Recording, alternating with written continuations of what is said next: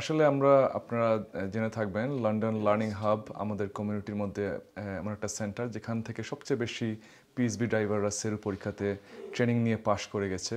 So obviously আমি London learning hub থেকে TfL এর সাথে গত মাস এবং এই মাসেও বেশ কয়েকবার আমি ইমেল আমার আদান প্রদান হয়েছে।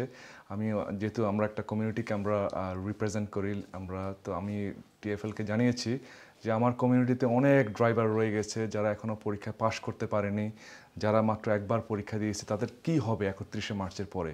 তোমরা কি 31শে মার্চের পরে পরীক্ষা নিবা কি না, 31শে মার্চের মধ্যে সব শেষ করে ফেলবে? তো এতদিন টিএফএল আমাকে প্রতিটা ইমেলের উত্তরে তারা আমাকে বলতেছিল যে তাদের টার্গেট হলো 31শে মার্চের মধ্যে শেষ করা, এটাই তাদের প্রাইমারি টার্গেট।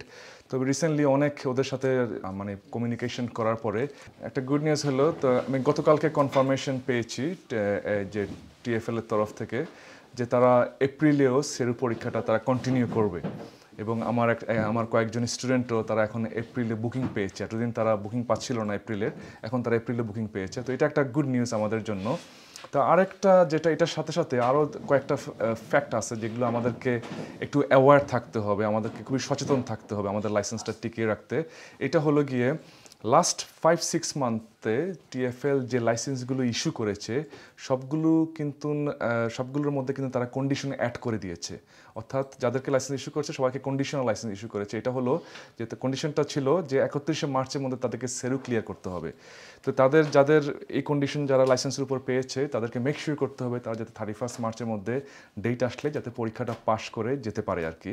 এটা একটা জিনিস সবাইকে মাথায় রাখতে হবে।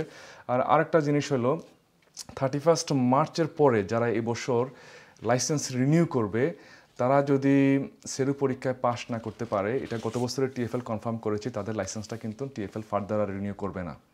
অর্থাৎ 31শে মার্চ ডেডলাইন, 31শে মার্চের মধ্যে সে সেরু ক্লিয়ার করতে পারেনি, এরপরে মার্চের পরে এপ্রিলে সে লাইসেন্স রিনিউর জন্য পাঠিয়েছে। এই লাইসেন্সটা টিএফএল কিন্তু হোল্ড করে রাখবে, এটা রিনিউ করে দিবে না যেহেতু সে সেরুতে ফেল করছে। এটা টিএফএল গত বছর কনফার্ম করেছে। তো এই কয়েকটা জিনিস সবাইকে মাথায় রাখতে হবে। এবং আরেকটা আপডেট হলো মার্চের 6 তারিখ থেকে টিএফএল আরেকটা অপশন সবাইকে দিচ্ছে। এটা হলো যে তারা আগের নিয়ম অনুযায়ী তারা সবাইকে চিঠি বা ইমেলের মাধ্যমে পরীক্ষার জন্য ডাকতো। এখন আর টিএফএল চিঠি আর ইমেলের মাধ্যমে না ডেকে সবাইকে লিঙ্ক পাঠাচ্ছে, বলতেছে এই লিঙ্কে গিয়ে তোমরা রেজিস্টার করো, রেজিস্টার করে তোমরা অনলাইনে গিয়ে সেলফ বুকিং করতে পারবে।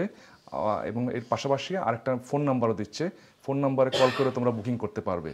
তো এখন টিএফএল এটা যদি চিন্তা করেন, টিএফএল পুরো দায়িত্বটা পুরো রেসপন্সিবিলিটিটা একজন পিএইচবি ড্রাইভারের উপর দিয়ে দিচ্ছে। এখন এটা তোমার রেসপন্সিবিলিটি, তুমি তোমার নিজের দায়িত্বে পরীক্ষা বুক করে পরীক্ষায় পাশ করো।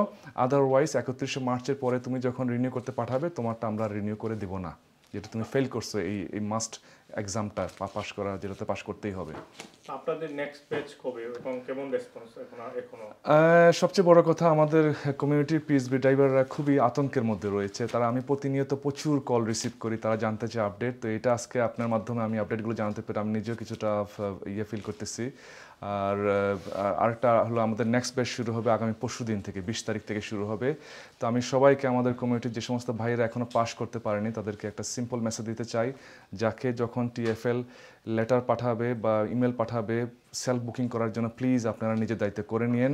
আদারওয়াইজ 31শে মার্চের পরে আপনাদের লাইসেন্সটা জন্য যখন রিনিউ করতে পাঠাবেন তখন কিন্তু টিএফএল এটা আর লাইসেন্স রিনিউ করে দিবে না।